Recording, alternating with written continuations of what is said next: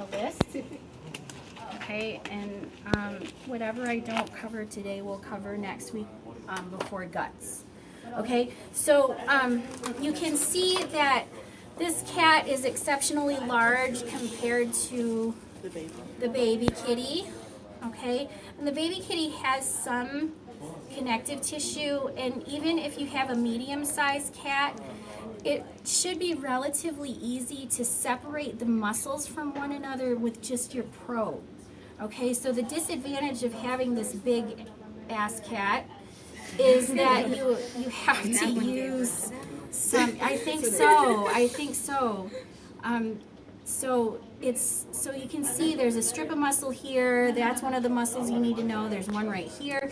So it's really easy if you can just stick your probe in and just start teasing apart these muscles where you see the connective tissue separations. Okay, this muscle right here is called the levator scapulae. No, wait a minute. That one, levator scapulae ventralis. Yes. Okay, so that's right there. But I'm going to show you, because this cat's muscles are enormous and it took me a long time to cut them all out, so we're going to do the big cat.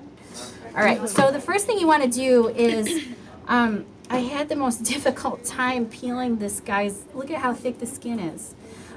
So what you want to do is clear away enough skin and connective tissue that you see this muscle at the top of the head. Okay, so see this? See these little muscle parts right here? This is called the temporalis muscle. It covers the, no, but it extends down to the temporal lobe. Okay, so the kitty's ears are right here, the temporalis muscle is right here. So can any of you guys wiggle your ears? My sister can. Oh my God, she's doing it. Temporalis muscle. Okay, so you know when cats perk up their ears when they hear something? That's temporalis muscle. Okay, so it's really kind of perking up the ears, and one of the things comparatively, not only is the temporalis muscle important in perking up the ears, it also makes all of the hair kind of stand up on the top part of the head to make the animal look more fierce if they're in a fight or flight situation. Animals can sometimes alleviate too much body heat from perking up their ears, so they can let go of body heat that way. Okay, dingoes do that. Dingo ate your baby. All right, so the second muscle, you want to turn your cat to the side, and there's going to be this really thick connective tissue covering this cheek muscle. It's almost perfectly round muscle. This is called the masseter muscle. Okay, and if I look here on this little kitty, I can just clear away the connective tissue here. This strip right here, you see how it goes from the front of the mouth all the way back to the ear? This is Stenson's duct.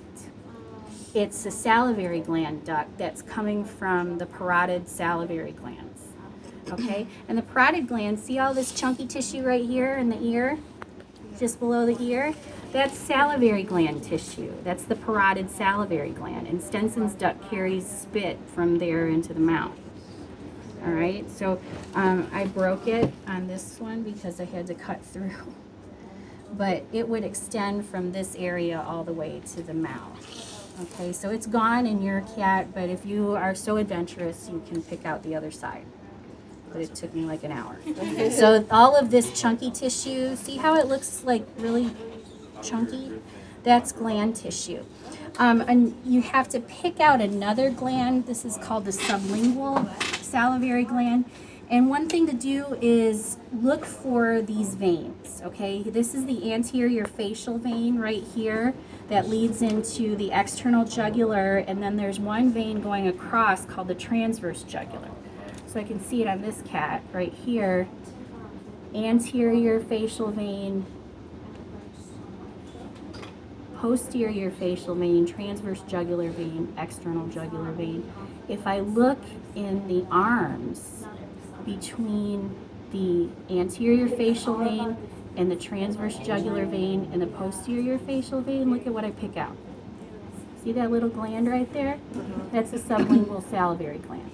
Look how huge it is on this cat. Look how enormous it is. Yeah, so here it is. That whole thing. That whole thing.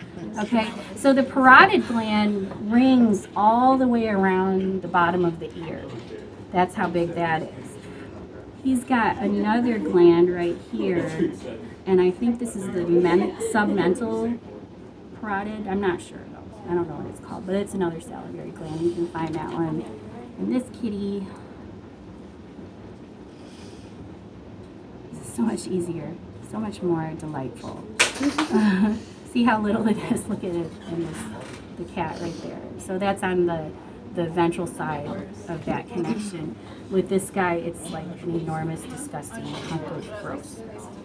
Okay, so the next thing you want to do is turn your cat on the side. We're going to look at all of the shoulder muscles and upper back muscles. These are the deltoid and trapezius muscles. Okay, and the, sorry, clavodeltoid, trapezius, clavodeltoid.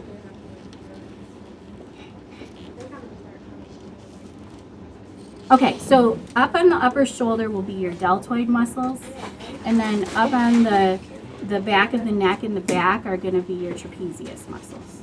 Is that right? Okay. For some reason, I just got that mixed up. I haven't even been drinking. Okay. See how thick this connective tissue is? Okay, so the first thing you do is when your cat's on the side, you're going to want to bend this arm down and extend the neck up. And what you're going to see is there's a huge sheet of muscle extending from the back of the neck all the way down to the crook of the arm. You see that? Okay, let's look at it on this kitty. Okay, on this cat, it extends from here all the way down here. So, see that I can even stick my probe in there and separate it from the other muscles. Okay, so unless you absolutely have to, don't use anything sharper than this blunt probe. You guys, sorry. Might as well take a chainsaw to this thing. Okay, so this muscle is actually a two-part muscle, and right at the shoulder is when it changes names. So this part from the neck to the shoulder is called the clavotrapezius. And from the shoulder to the crook of the arm, it's called the clavodeltoid. Clavotrapezius, clavodeltoid. Now, looking up at the upper arm area, we can see that there's this whole sheet of muscle that's covering, so see this is the scapula here. So you know that's that round shoulder blade muscle. So the scapula is right here. This sheet of muscle, it's covering the scapula in kind of like a trapezoid shape right here. This is called the acromiotrapezius. Acromiotrapezius. Okay, let's find it on our little guy here. Acromiotrapezius is this right here. Okay? And with it, of course, is an acromiodeltoid muscle. And to locate that muscle, what you have to do is look for this vein. Okay? This is your, starts with an S. I can't remember. So it's this vein right here. And then there will be a triangle of, well, somewhat triangle of connective tissue sitting posterior to that vein. So what you want to do is go through that connective tissue of a triangle. Okay? That muscle here is your acromiodeltoid muscle. Okay? So you have acromiotrapezius, acromiodeltoid. Finally, you're going to go back here and you can see there's a triangle-shaped muscle right here. It goes from all the way from the back to where the acromiodeltoid trapezius ends. Okay, so you can see it, this triangle right here. On this little guy,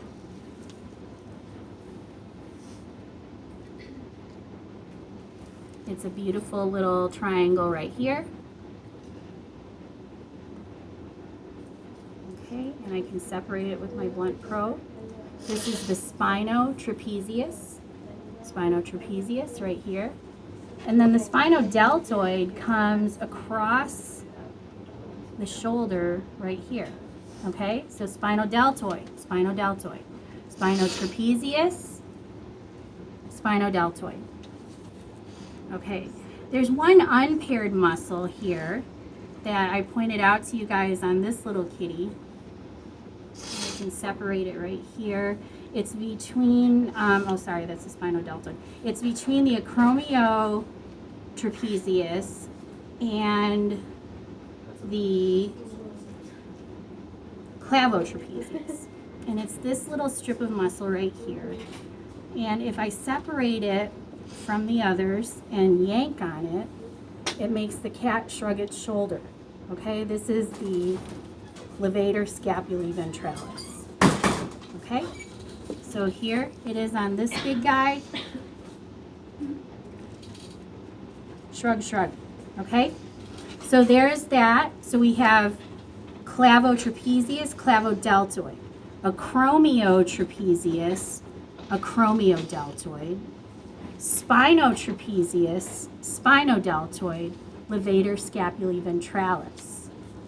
This big sheet muscle right here, it goes from the back all the way down to the ventral side. This is called the latissimus dorsi. Okay. The abdominal muscles here are the oblique muscles. And what you can do is separate the three layers. There's an outermost layer that we see, that's the external oblique. So what I did was I made a very thin, very lightly cut window, and I can reflect that external oblique back. So your probe will just kind of separate the layers from each other. The middle layer is called the internal oblique. And if I peel that back, if you go too deep, you're going to be inside the abdominal cavity like I did right here. But there's a layer that you can separate. And the internal oblique lays on top of the transversus abdominis. Okay, so we have one, you can see the fibers of the muscle are running this way. If you look at this one, the fibers of the muscle are running this way. And then if you look at this one, the fibers of the muscle are running this way. Okay, so this way, diagonal. Okay? It's not easy. It's going to be very difficult on your thin little kitty. So try your best. Okay, so latissimus dorsi, obliques, external, internal, and transversus abdominis. So the next thing you want to do is you're going to want to cut into underneath the latissimus dorsi. Okay, and what you can see there after you clear away some connective tissue, so I'm going to cut up through the middle here. Okay, so I'm going to clear away this connective tissue here. And what I see are muscle fibers that if I clear away the connective tissue, they're in strips. Okay, and they almost look like the jagged edges of like when you have aluminum foil and you rip off the aluminum foil, the serrated edges. So those serrated edges are in between each of the ribs. We call this the serratus dorsalis. Okay, all right, so underneath the latissimus dorsi is the serratus dorsalis. Okay. The next step is to roll the cat over on its back so it's splayed this way. And I can see here my spinotrapezius, my latissimus dorsi, and I see this huge thing of connective tissue here. This is called the thoracolumbar fascia. Okay, so it goes from the thoracic area, all the way down the lumbar area to the tail. Okay, so know what that is. And the next thing you're going to want to do is look for the area between the two shoulder blades. Okay, so this is acromiotrapezius, right? Okay, so what I want to do now is take a scissors. I want to clean the sticky scissors here. And you're going to cut through that fascia. And then you're going to cut all the way up toward the temporalis muscle. Huh? After this.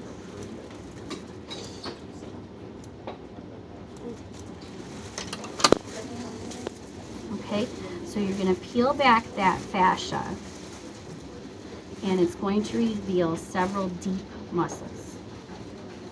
Are we going to use that? All the way up here. So this is all connective tissue. You can use your blunt probe to take it off. And what we see here is this. So there's this one big strip muscle right here. This is called the rhomboideus capitis muscle. And then underneath there's this huge strip of muscle here that makes up the neck muscle. That's called the splenius. Okay? Rhomboideus capitis, splenius. If we come down here toward just underneath the acromiotrapezius, you can see that the rhomboideus capitis connects to the scapula bone, and that there are an array of muscle fibers attaching the shoulder blade to the neck. Okay? These muscles are called the rhomboideus group. Okay? So the rhomboideus here, and then there's one rhomboideus fiber or group of fibers that extends up to the head. Rhomboideus capitis, cap referring to the head. Okay? So rhomboideus capitis, rhomboideus group, splenius, and then if we come down here and cut through the acromiotrapezius and kind of strip it away from the scapula, we find that the spinodeltoid and the acromiotrapezius meet. Where they meet is where the scapula bone is. So that part of the shoulder that sticks up straight is the scapular bone, the spine of the scapula, sorry, so you can kind of feel it right here. What I'm going to do now is I'm going to cut through the spinodeltoid to get to this lower muscle portion here. So I'm just cutting the muscle off the spine of the scapula here. Oops, I did kind of a messy job. Sorry about that. Never mind. Okay, so what we have here are three muscles that are on the scapula. Okay, so if you find this landmark here, the spine of the scapula, the muscle that's up above the spine of the scapula here is called the supraspinatus. The muscle that I cut through here, oops, sorry, hope I didn't get any on you guys. Underneath the spinodeltoid is a muscle that sits in this area underneath the spine of the scapula that's called the infraspinatus. And then I can't remember what this muscle is called. There's another name for this muscle up here, and I'll think of it for next week. Okay, so deep here we have the splenius muscle, rhomboideus capitis, rhomboideus, supraspinatus, infraspinatus, and then it'll come to me. Okay? We have serratus dorsalis, thoracolumbar fascia. Flipping the cat over to its back so we can see the ventral side, we have our groups of pectoralis muscles. These muscles originate here at the, what do you call that? The sternum. And then stretch across either the upper chest or the upper shoulders. So this one right here, see how it goes straight across from here to here, here to here? Okay, this is the pectoralis, or wait a minute, sorry.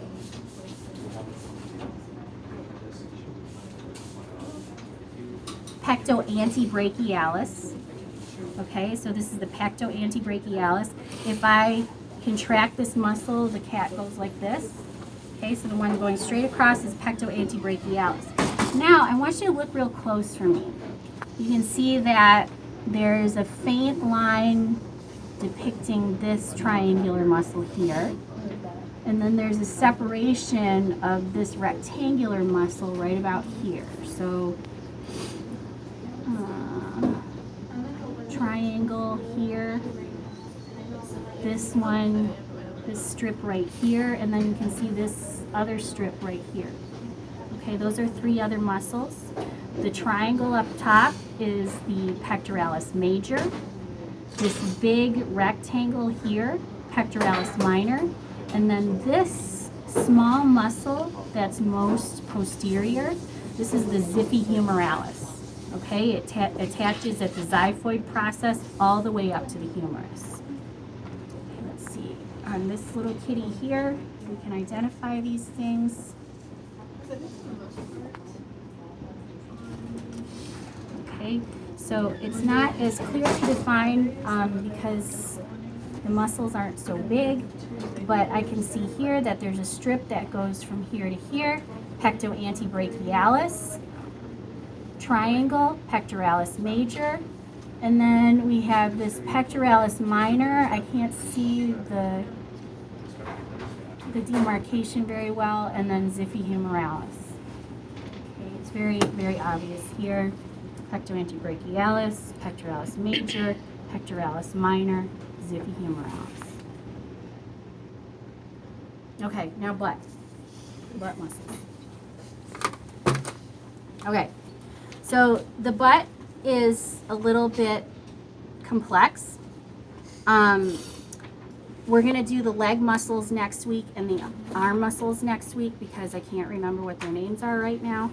But what we want to look for first of all are several landmarks. Okay, you're going to peel this muscle away here, and I have a feeling this is the biceps femoris muscle, but I'm not sure. Okay. So what you're going to do once you peel this leg muscle away, this quadricep muscle, is that you're going to find that there's this huge fascia or connective tissue covering of this muscle. So on this guy,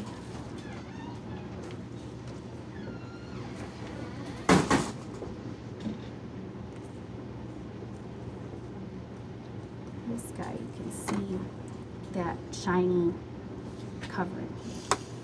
Okay, that shiny connective tissue is called the fascia latae, L-A-T-A-E, or latae. And if you look really closely here, do you see these muscle fibers here that are extending into the fascia latae? You see those? Those muscles keep tension on that fascia so that the quadriceps maintains its muscle tone. So those muscle fibers that are extending in there are called the tensor fascia latae. Okay? So just dorsal to that and partially covered by a membrane is this big square muscle right here. Okay? That big square muscle is the gluteus medius. Just behind it, there's a small half moon shaped muscle right here. That's the gluteus maximus. Okay? It's called maximus because it sits on top of the gluteus medius slightly. Then you're going to move more posterior and you're going to see there's a strip muscle right here. Oh, sorry, this is gluteus maximus. There's a strip muscle right here that extends from just posterior to the gluteus maximus all the way down. This is called the caudofemoralis. And then I think this is the semimembranosus, but I'm not sure. So we'll wait and do leg and arm next week. Okay? So fascia latae, tensor fascia latae, gluteus medius, gluteus maximus, caudofemoralis. All right?